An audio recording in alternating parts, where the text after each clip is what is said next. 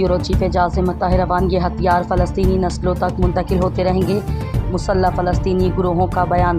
اسرائیل پر دہشت گردانہ حملے کی دوسری برسی کے موقع پر فلسطینی عسکریت پسند تنظیم حماس، اسلامی جہاد اور دیگر چھوٹے مسلح گروہوں کی ایک مشترکہ تنظیم نے صہیونی دشمن کا مقابلہ کرنے کے لیے ہر قسم کی مزاحمت کو واحد راستہ قرار دیا ہے۔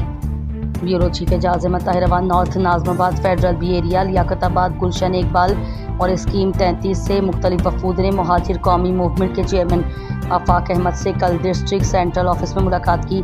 ملاقات کے دوران آفاق احمد نے تمام نمائندوں کو تنظیمی امور، رکنیت میں اضافے اور عوامی رابطہ مہم کے حوالے سے اہم ہدایات جاری کی۔